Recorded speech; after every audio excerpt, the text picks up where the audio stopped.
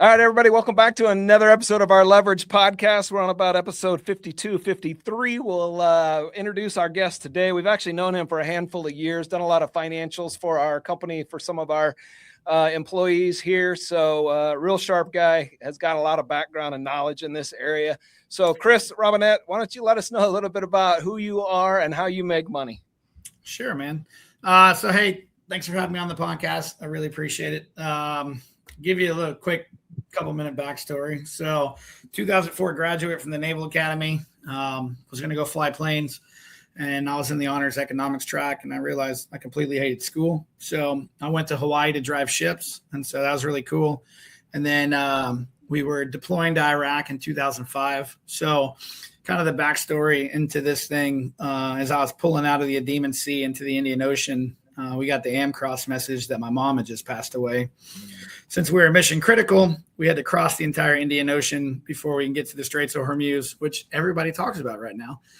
So just before we got there, we were able to offload me in Yemen, and I took a cab for 3.5 hours to Dubai to Heathrow, Heathrow to JFK, JFK to Oklahoma City. So, got home about 10 days kind of after it all happened, and literally our whole family was ransacked. Artwork that we had was gone, jewelry gone, cash in the house gone. And my sister and I, whose mom had a will and a trust, kind of got bamboozled on the, hey, here's what could happen if you go to probate, even though we wouldn't have gone to probate. So ended up giving my stepdad another $1.5 million that he shouldn't have got, just based on a understanding of the terminology of the words, And so with that, fast forward a couple of years later, I'm getting out of the Navy, getting my MBA at Oklahoma. And I'm like, I'm going to go to Wall Street. I'm going to do mergers and acquisitions. And I kind of kept getting that tug that I really should go do personal planning. Like, it felt way more like a calling. So I could take kind of like the past failures that my family had and like start imparting wisdom on the people so they don't have those same failures.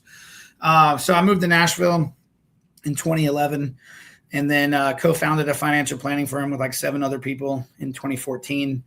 By early 2019, it was like, hey, we're all kind of differing ideas of what things were. So kind of decided the writing on the wall, decided I wanted my own shop. And so in 2019, created Lighthouse Planning right here. And it was great because having my naval background and nautical references, I was trying to think of something like, what's something lasts for centuries? What lasts for generations? And so many people in the industry are like, oh, you should do like oak, or you should do like, pick a topic, redwood, or, river financial or heritage and stuff like that. So I went, I want a lighthouse, because lighthouses are built in areas that failure occurs regularly. And their whole job is to stand tall in uncertainty and guide people to safety. And there's certain areas that lighthouses have lasted, 1,000 years in the same spot, because they were like, hey, here's where everybody keeps screwing up, in this one spot. So someone finally said, hey, I'm going to put a light here and tell you, don't do this. Go this way, just a little bit. So they're not the tugboat, they're not running out saving one person at a time. They're setting the example. They're setting the standard. And 7 years now with Lighthouse, it's been great because, the way I make my money is to teach people how to find clarity in uncertain times. 1,000 horsepower car and a 1 horsepower moped, they're going to drive the exact same speed when it's dark, raining, and you think there's black ice on the road versus, bright, sunny, dry pavement, and you just know you can go, So that's a lot of where I think we've kind of been able to build and grow on our side, is helping clients understand that their unique situation doesn't make it good or bad, but identifying their vision, so often they get lost. And so if my team and I can step in with realistic expectations and then start having some proactive communication around building towards those expectations, now we can start leveraging our expertise and what we do to start fulfilling on the actual vision our clients have, without us having to say, well, this is really what you should be doing. And, really what I find at the end of the day is it creates stability. And far too often, certainty, as it builds stability in their portfolios or it builds stability in their lives, it allows them to start going faster because they're feeling a lot more comfortable and confident with the decisions they're making. So, high-level entrepreneurs who we love, amazing clients, they already got 30 to 35 things going on at any given time, and it's stressful. So, I tell the guys, if we could just find 3 to 5 things to really move the needle in their life, that's going to be more than enough value to ever generate to some of these business owners that are just looking for someone to just bounce ideas off of and get out of that decision fatigue. So that's probably the high level on how we kind of got there and how we do it. But that's.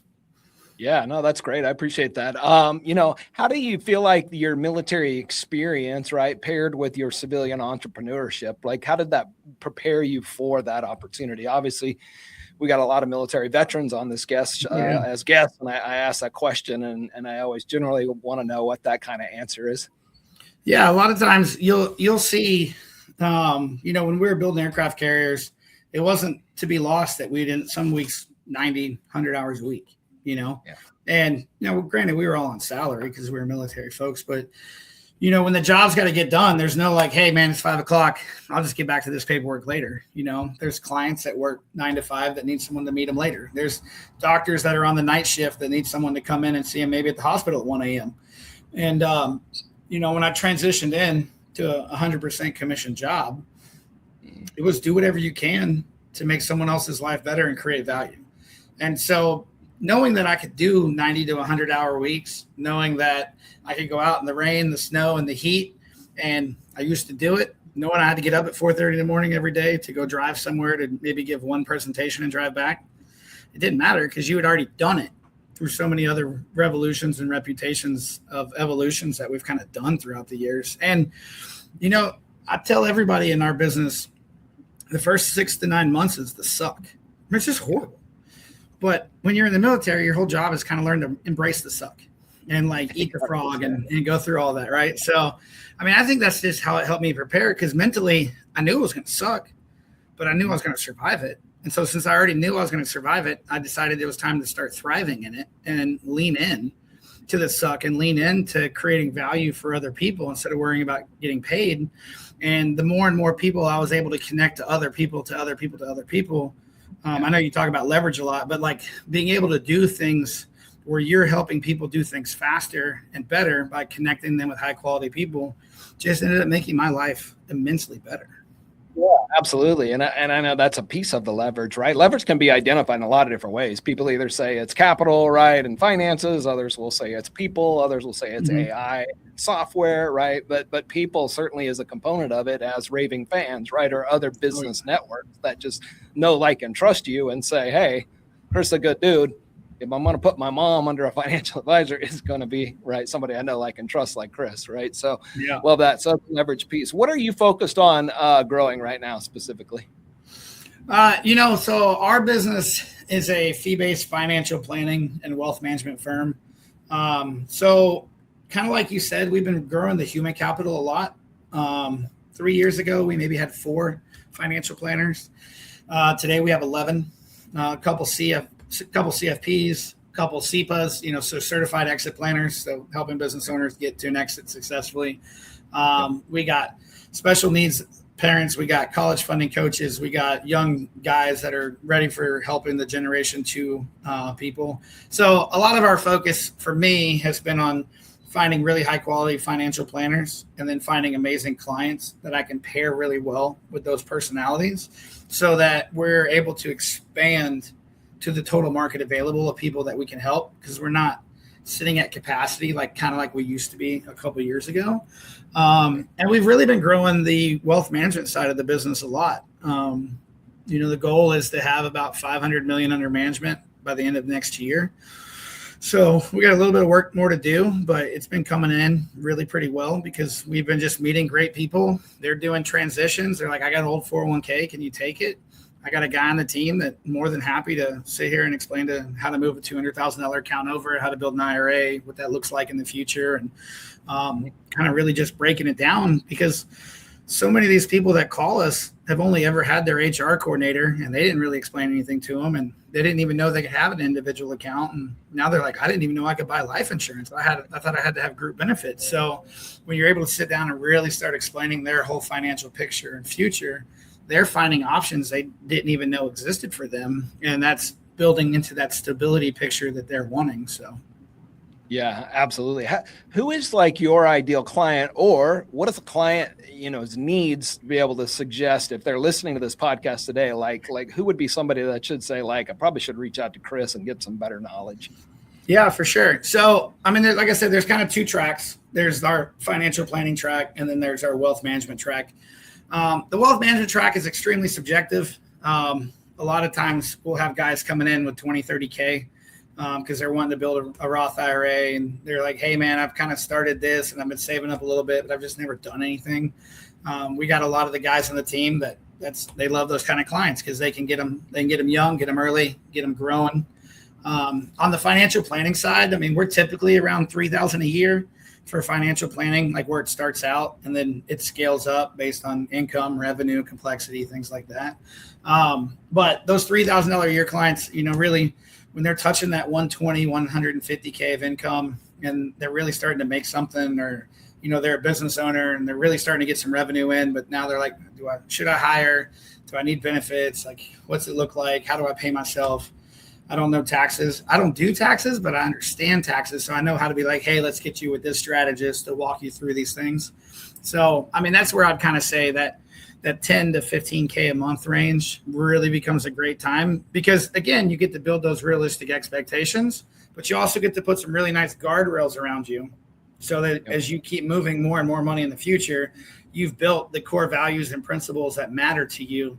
So you start carrying that forward as the money gets bigger and bigger. So it makes sense. I mean, like you said, if you're like in your mid 30s, right, and you're making six figures plus, and it's better to get in early to build that larger, right, plan, and you don't have to do as much 0 to 100, A to J, back to C, just linear growth, right? And a lot of times that's what we do. We get closer to retirement age or whatever the case is, and we're like, I wonder if I have enough money to survive. Well, I mean, and you see it, an analogy I talk to people about all the time is, like when you're inner tubing behind a boat, when you're on the river and you're just cruising, the boat takes a nice wide, soft turn. You're just kind of staying right in the wake and you're enjoying all of it. But if that boat snaps a turn left or snaps a turn right, like that rope's tightening up and you're slingshotting the dudes right off the inner tube and now they're in the water. Everybody knows it. They did it. It's fun when you're in the lake. It sucks when it's your financial life. So the whole goal is like the longer of a runway you give yourself to make those turns, the easier those turns are, the more you get to enjoy the ride. And you don't feel like you're snapping and you're holding on for dear life, bouncing across the surface going, when's it ever going to end? Yeah, absolutely. What's one system or process or something you've deployed or employed that has helped you create outsize your results, right? What is one move and one position for your business that you've done that's helped you really grow? Maybe it's a tool, maybe it's a software, maybe it's a key hire, right? So with our industry being so regulated, FINRA, SEC, compliance and stuff like that, like it's hard to really dive hard into AI. There's a lot of AI components out there that are really great. But there's a lot more room to be in social media and to start just kind of making an awareness and sharing with people. So I think that's actually a lot of our young guys totally embrace it, with their Instagram and Facebook, and LinkedIn, YouTube Shorts. You can watch these guys build a quality, almost Loom video, 2-3 minute video on just how to do something. And now they have a static display out there of an inventory that's just going out and creating education and space. So it's not always easy to build an evergreen, but at the exact same time, it's amazing when you can start putting some of that content out. So now when people are asking you, you're like, oh, just go check out this YouTube that we made and answer the question, and feel free to follow up with us if you want to go more in depth to your specific situation. So a lot of that stuff's just about what most owners aren't willing to do or won't schedule to do is, consistency, right? Any of that social media strategy, any of that lead generation, any of that stuff to grow your business, it's cliche, but that's where most people fail, right? It's like, well, you get business and you got to focus on the business because that's where your dollars are coming in. But then people forget on the back end that they stop lead generating through shooting content. And now you got this cyclical effect of like ups and downs. And it's like, okay, we got to figure out through some type of leverage, right? How we're going to manage both. Because you work so hard to obviously earn that business. You're going to give all your attention and time to that fresh business if you're just starting up, right? Or in your case, if you bring in a 7-8 figure business, right? It's probably going to take a little white glove service from you, and you're going to put a lot of attention on those larger accounts, right? So how do you then take care of the rest? Not really a question, but just kind of a general thought and comment, from my side. What's a metric or number that you're paying the most close attention to? A lot of it's our young guys on the team, really. Like, what are their touch points a week? Because as you have touches, you go set meetings. As you set meetings, you hold meetings. So a lot of what it is like, how do we find more of the upfront leading indicators? Not, hey, how many insurance applications did you do this last week? How much assets did you roll over? Because those are all lagging indicators of like what they're doing for production life and things like that. And so, yeah, I mean, I think that's where most of it is like, hey, what kind of networking you're doing? What kind of people are you helping? One of the things I like to ask our guys on Tuesday morning meetings is like, hey, how many referrals did you give out last week? Because far too often people are like, whoa, send me business, send me business, send me business. Mm-hmm. And the thing I talk to people about all the time is everybody wants to be the room. Everybody wants to be the one-stop shop that everyone comes to. And I think it's horrible. Like, there's no room in your entire life you're ever going to get into that you stay in forever. So when I spend my time coaching young guys and financial planners across the country is like, how do you become the door? How do you bridge one room to another room? Because even if that person disappears in that room for 20 years, they're going to come back through that door eventually. They're going to come back through you. They're going to thank you for getting them into that room, and then they're going to thank you for getting them into the next room. So by being that bridge and that conduit to constantly connect good people with good people, that's where you start seeing flywheel of success. And that's where a lot of these young guys will build themselves as that trusted authority that you were kind of talking about earlier. And that's, to me, a magical thing. So we try to focus a little bit more on like, who have you been giving referrals, introductions out to? Because it's just to help train them to have better habits and constantly find ways to just go create value without worrying what's coming in. And then they constantly have fucking just more stuff coming in, Yep. Well, and I think it's a lot about, you said, it's about putting yourself out there. Who are you meeting? Who are you talking to? One of the benefits of running these podcasts is just the amazing humans that I get to meet, right? A couple times a day. I run these, and, not all are great fits, right? That's totally fine. It's good to get to know humans. But I mean, some of the power just by saying, hey, would you come on a podcast, and the connections that we've made is crazy, right? And so it's just like you said, it's how can you be a connector in today's world? Because I kind of look at it with my age and graying. A lot of people come to me, right, as a resource. Like, hey, who do you know? I get that question more times than not that does X, Y, or Z. Yeah. And if I've always got a solid, good answer, guess who comes back, right? Now, who do you got? Now, who do you got? And then eventually it's like, well, dang, now I'm feeding 3 and 4 mouths with referrals, which will eventually pump back to me, as you alluded to, right? Yeah. And that client is like, if I ever have a need for Mike's business, he's already hooked me up with 3 solid people. Yeah, he's opening doors for me, right? I think you said it very appropriately, like opening doors. Who can we open doors to? What is a trend that you're paying attention to right now? A lot of it's AI. A lot of it's, employers, companies, where they're spending their capital, being in the financial planning and like wealth management space. Like, I try not to do a lot of stock picking because anything can swing the entire needle on what that looks like. But being able to be kind of ahead of the curve and being more on that future early innovator side versus, hey, let's wait and see how many people get on it, then I'll hop on the bandwagon.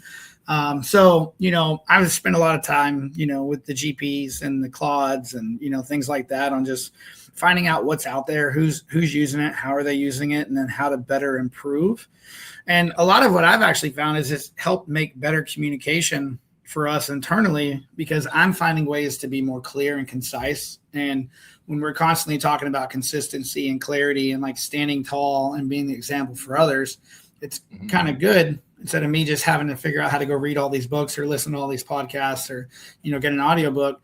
Now I'm getting summary digests of things and like, hey, go practice this and see how this incorporates into your thing. And it's allowing us to move a lot more agile than we have been. And I'm able to have a lot more meetings a week that are impactfully moving the needle for families. And then those families are moving the needle for their families and their community. So it's a cascading effect of greatness, I guess. Yeah, I think you're absolutely right. It's like, you look in the medical field and this doctor has enough opinions to assess something. However, he or she now has a brain of hundreds of thousands of doctors' medical practices, right? I think it applies in the financial world too, right? Like you need that voice for you, but that voice can pull data, right? That's not just Chris's opinion. Now that's probably worth its weight in gold, but Chris is an educated opinion, right? And the more data you can pull and have at his fingertips, the better those decisions and judgments will be made right by yourself. Let's jump into my lightning round here as we wrap this kind of up. What is your favorite business book? Whoop, wrong button. Man, dude, I love Richest Man in Babylon. It's always been a tried and true one for me. I like almost anything by Covey. They're all great. Absolutely. Best purchase over $10,000. So I have this Chevy Silverado High Country that is paid for, and I absolutely love it. And my kid keeps trying to steal it, so I'm going to say that. Otherwise, I would say my team. I know when I'm talking to a true financial person when they slip that in there and it's paid for. Yeah. Something about having a paid off vehicle, man, is just lovely. Favorite AI tool? Yeah, I mean, that's probably Chat and Claude. I use them every day, just walking through things and figuring it out. If I were to open up your phone and look at what it said you spend the most time on, what app, what would it be on your phone?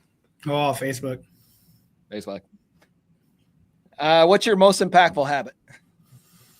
Never going to bed, apparently, because if you look at my phone and read my sleep, it's constantly going to be like, hey, you should try to get a little more tonight. But no, a lot of what I try to do on Fridays, a couple times a month, I'll go grab a cigar and a bourbon and hang out at this little shop we have a couple, 2-3 miles from my house, and just download everything that's happened over the last week or two and run my own personal after action reports. Hey, what's gone well? What's gone bad? What can we do better? And then how can I start readjusting my priorities for the next week? Because as I'm adjusting my priorities, I can get better focused on what my daily intentions should be to hit those priorities. And then reminding myself to zoom out. So often we don't scope out and look at the broader landscape, but when I can track all my weekly priorities and compare them to my quarterly and monthly objectives, and I realize I'm actually hitting a lot of the wickets. And when you look back over the years, you're like, oh man, I'm actually so much farther along. So I think running after action reports, getting my OODA loop down to a smaller, more manageable thing. So I'm way less likely to be stressed out because I actually can see progress, even though you don't feel it in the day-to-day, Yeah, and what I always appreciate with financial planners, especially on the business side, is financial planners know numbers, right? That's their job, is to know numbers, right? So it's a natural skill set or a learned skill set by them that I think a lot of business owners don't put enough time and energy into. I don't expect them to be experts in the financial planning world, but I would expect them to know their P&Ls. I would expect them to know how to read their numbers, to do their budgets. And there's just, once you get to a certain level of business, they have somebody in there because it's probably a CFO. But a lot of your solopreneur or 2 to 3, member teams, less than 7 figures, are probably still trying to figure out how to read numbers. I don't know why I talk about that, but I brought it up on a few shows, and it's just too many people are like, I'm not a numbers person. I'm like, well, then you're not a business owner. Yeah, I mean, it's so true though, man. Like business owners, the scariest time they have when they meet me, I think, is either deciding to agree to meet me or sticking around after they meet me, because everything's held together with bubble gum, Band-Aids, and duct tape. And you're going to be the first one under the hood in maybe 5 to 10 years. And they're so afraid of being told everything they've done is wrong and they've wasted all these years. And I try to make a really strong point to remind them, you might not have been as efficient as you could have been, but the fact that you're taking imperfect action versus just trying to have perfect ideas with no action, you're still better off than you would if you waited those same 5 years to even decide if you want to get going. So I'd rather see somebody MacGyver their entire thing together, and then we go figure out how to systematically build it, re-strengthen the foundation, and then grow upwards than, someone that has never even started construction. Yeah, 100%. Absolutely. My last question for you is, what's one thing that you'd never delegate? I don't know. I got a couple clients that I absolutely love. They're my favorite. So I probably would never delegate them. I like going to my kids' sporting events, so definitely wouldn't delegate that. I am a massive fan of Preds hockey, so I try not to ever delegate those tickets. I want to be there and spending those times in it. But, it's great. It's great to hand a lot of the the know nothing questions off to other people and let them handle it. But when it comes to being stressed out and making the hard choices, like I just want to do it. And like right, wrong, or otherwise, like the buck stops with me, and I'm okay with that. Yeah, absolutely. All right, Chris, we're going to wrap up this episode. So if people want to get a hold of you, reach out to you, connect with you, whether to pick your brain, use your services, what is that best way to do that? Yeah. I mean, anyone can email me. It's really complicated. It's chris@lhplanning.com. They can check out our website if they want to read about me and the team. All of us are on there. www.lhplanning.com. This day and age, I don't even know if you need the www anymore or not, but that's how it is. I'm on Instagram. I'm on Facebook. It's pretty easy to find me. Always happy to hop in a DM or answer a question and just spend some time chopping it up, and just makes life good, man. Absolutely. Well, appreciate you, Chris. And as our guests know, you can always reach out to me and I can connect you with any of these folks as well. Sometimes we have people reach out within weeks. Sometimes it's a year later just because they catch an episode. So it's always out there. Once on the internet, always on the internet. So always happy to connect you. Thanks, Chris. I appreciate your time. To our guests, please go ahead and comment, click the like button, and we'll see you on the next episode. Thanks so much. Thanks, Mike.